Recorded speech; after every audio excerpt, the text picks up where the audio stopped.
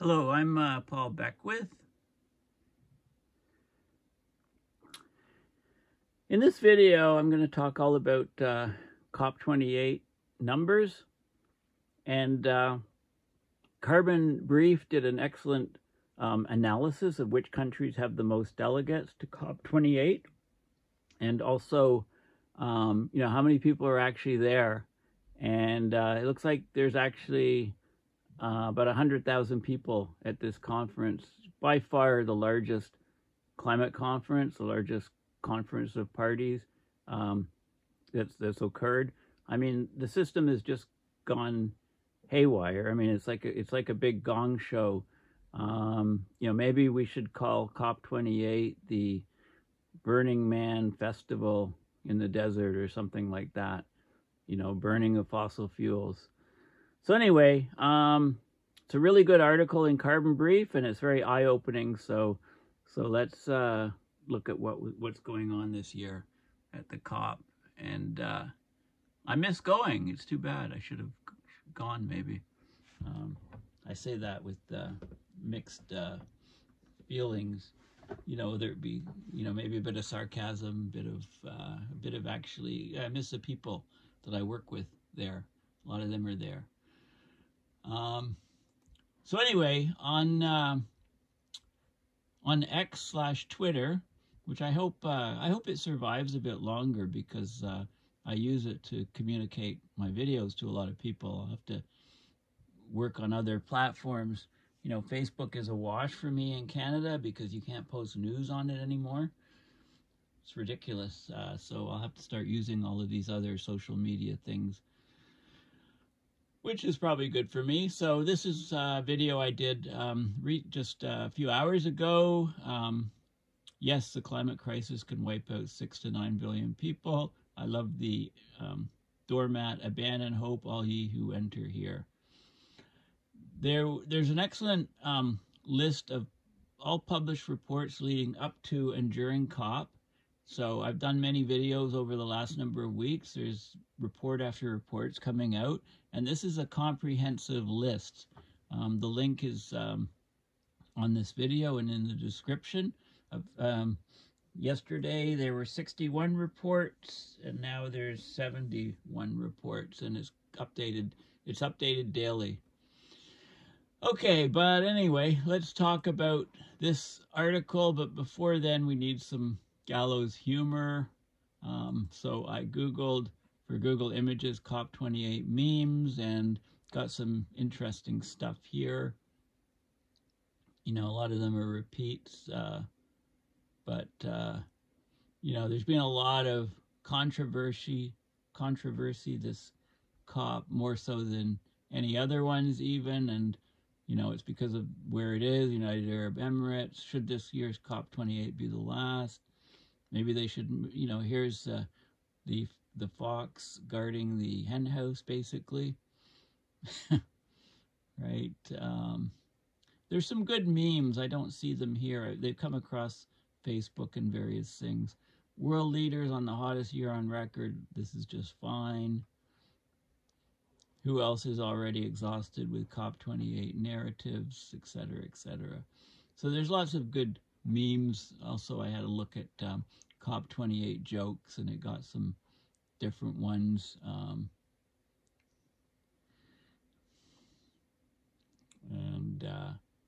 Anyway, there's lots of cartoons and jokes on the web, which are quite humorous about the COP.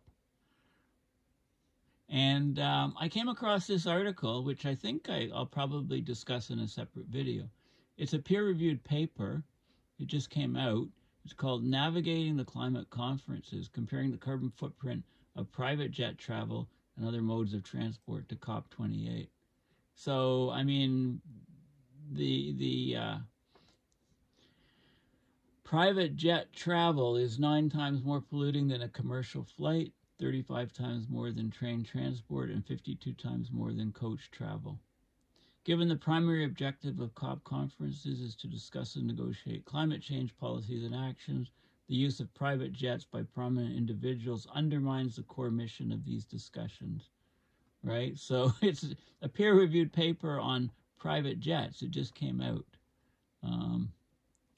It just came out, so I think I'll do a separate video on that because you know, there's a French economist, Thomas Piketty or something. I don't remember the guy's name. Anyway, he's saying that all private jet travel just needs to be stopped. It's one of the most polluting things that we can do, that anybody can do on this planet. Okay, so let's go back to the analysis. Which countries have sent the most delegates to COP28? And this is surprising and eye-opening. So record numbers of delegates have been registered for this year's COP28 summit in the United Arab Emirates, making it potentially the largest in COP history by some distance. More than 97,000 participants have badges to attend the COP in person this year. This is almost twice the number that traveled to Sharm el-Sheikh in Egypt for COP27 last year. Last year's COP was the previous largest in an almost 30-year history of these climate conferences, right? We're up to 28, COP28. For the first time in COP history, every single delegate has been named in the participant list, not including support staff. So previous COPs have typically seen thousands of overflow participants in which countries and UN agencies could nominate delegates without their names appearing on any official list. Also named this year are host country guests, those receiving badges as guests of the United Arab Emirates. Okay, so recipients as guests include former UK Prime Minister Boris Johnson and Tony Blair, Bill Gates, CEO and chairman of French energy giant, NATO secretary. This year, there's also 3,000 virtual-only participants, and that takes the overall provisional delegate total to more than 100,000. So 97,000 in person and 3,000 virtually. Unsurprisingly, the UAE has the largest ever registered delegation of any country, with 4,409 badges. You need a badge to get in. There's two zones, the green zone and the blue zone, and to get into the blue zone, you need a badge. And that's where the NGO side events, the press conferences are. That's where the negotiators are. But within the blue zone, there's a separation. So a badge won't get you into the negotiations. You need to be have a special badge, be attached to a country, be a policymaker, have a lot of money, be very rich, be able to buy your way in, etc., etc. Okay, so the UAE is the top with 4,409 badges, Brazil with 3,081, China and Nigeria have 1,411. That's a lot of people from Nigeria.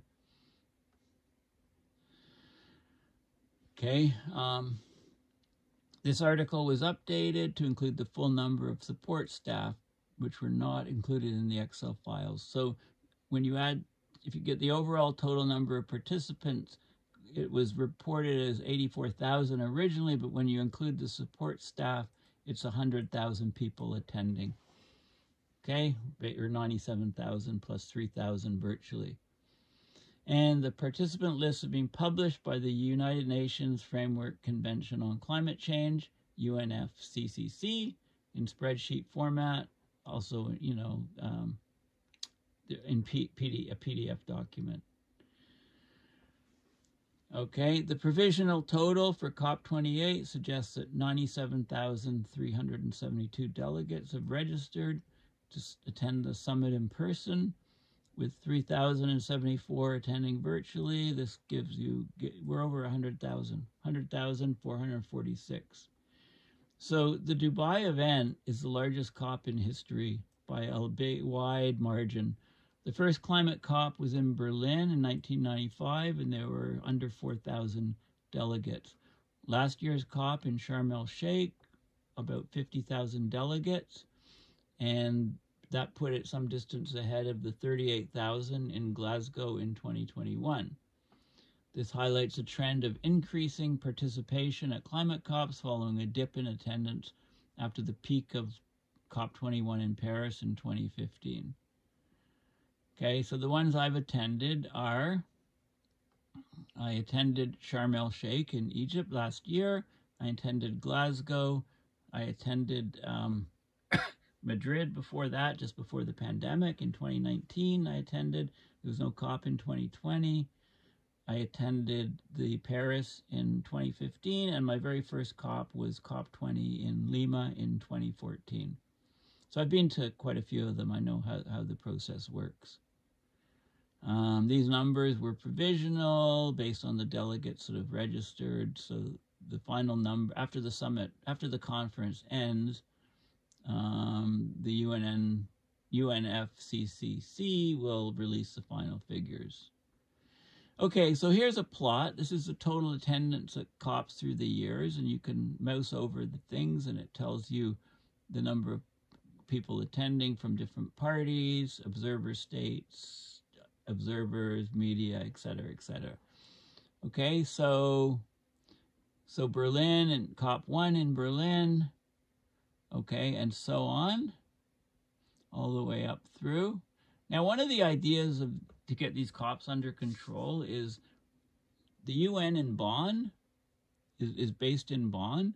So if they moved all the COPs to Bonn and limited them to 5,000 people, that may be the way to go with these future events. I mean, it's just, you know, we talk about exponential growth in climate and population. Well, we're getting exponential growth in number of people attending these climate conferences. I mean, this is a nice exponential increase. So here we go this year. Parties, 24,488 people. Observers, various NGO, IGO, media, overflow people, support staff, virtually. Anyway, over 100,000. 100,000. It's just crazy. Okay. The lists are divided into different types of groups and organizations. The largest group for COP28 is for delegates representing parties. These are nation states, plus the European Union, that have ratified the convention and play a full part in negotiations. 24,488 delegates, more than double the number at COP27 last year.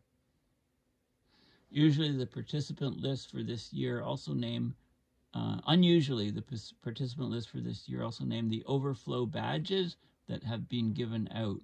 For the UK delegation, for example, it was the 21 members of Prime Minister Rishi Sunak's press delegation, 16 members of King Charles's royal household, and 18 members of Parliament. Okay, so that group is listed separately for consistency. Including the overflow numbers, the total for party representatives is 51,695. By itself, more than the total number of delegates at any previous COP. As at COP27, there are no longer any observer states. Observer states couldn't vote. The Holy See, the government of the Roman Catholic Church, which operates from Vatican City State and is led by the Pope as the Bishop of Rome, they have full party to the convention, full party status, so they're not an observer state anymore. The next largest group from the delegates is observers from non-governmental organizations, NGOs, and that totals 14,338 delegates. That's what I would have been if I'd attended. Again, comfortably the largest for this group in COP history. There's also observer organizations, such as those participants representing UN bodies, intergovernmental organizations, those are IGOs, other agencies, and business representatives. Those total 3,623 registered delegates, 4,754 when you include the overflow. And then another record-breaking group is the number of media delegates, 3,972. This total potentially tops the 3,712 media representatives at COP3 in Kyoto. That was a big one in 1997. So the UA has registered the largest delegation of any party 4,409 participants. Even without overflow badges, which hugely swell delegation size, UAE's group of 620 would be the largest in COP history. And they also had a huge group, of course, at COP27, because they knew they were going to be the host country. And the host country hasn't been announced yet. I think the UAE, they were hoping it was going to go to Azerbaijan and then maybe to Brazil the year after. The UAE's registered delegation at COP27 last year was potentially larger at 1,073 people, but just 436 attended according to the final list, putting it second largest behind Brazil's designation of 467. Brazil has a large delegation this year, 3,081 participants. It's only behind UAE for overall delegation size. Other delegations surpassing 1,000 are China and Nigeria, both registered at 1,411 people. So what do all these people do? Like it's crazy. Smallest delegations, there's 2 people from North Korea, 6 from Nicaragua, 7 from Eritrea, and Liechtenstein and Moldova are both 8. Or Liechtenstein and Moldova are both 8. Afghanistan and Myanmar have not registered a delegation. Okay, so this is the map and chart show the delegation size split between party and overflow badges. Okay, so there's a world map, party badges, overflow badges. You can see all the people from Brazil. And here's the country ranking, and you can mouse over it to see how many people there are altogether. And it tells you, so 620 in the delegate, and then overflow 3,789 for the total. Right, and you can scroll down the list to see all the different countries. Okay, so it's good data, it's good breakdown. Gender balance.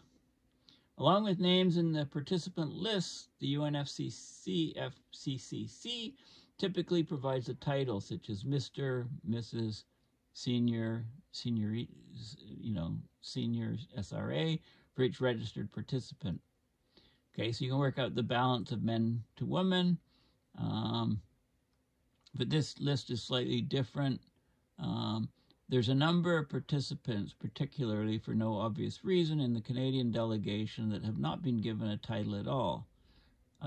And other titles that do not include gender, like doctor, prof, ambassador, and honorable, have also been used frequently.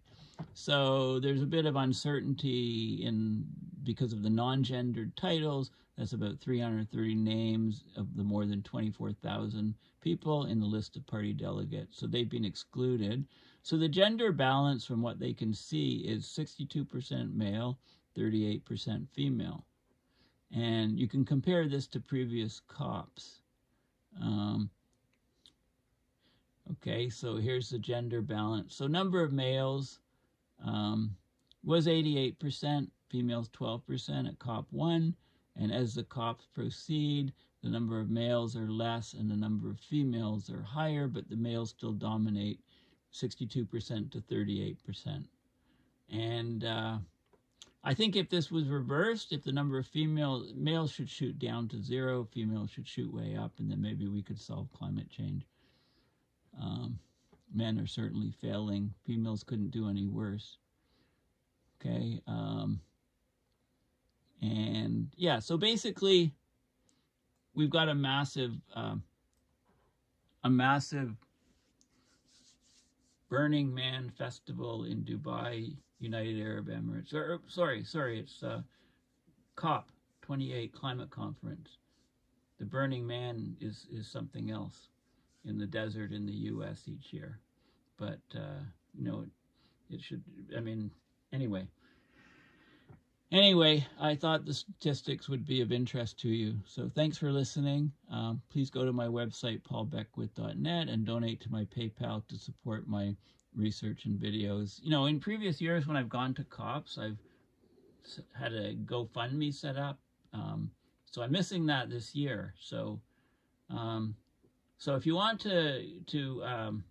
if you want to make a donation to me to support me not going to COP, that would be just as good as or even better, because I'm not spending it on airfare this year, and you know, it supports my research and videos and independence, because it's the only funding I get is from my PayPal account. So anyway, thank you for listening, and bye for now.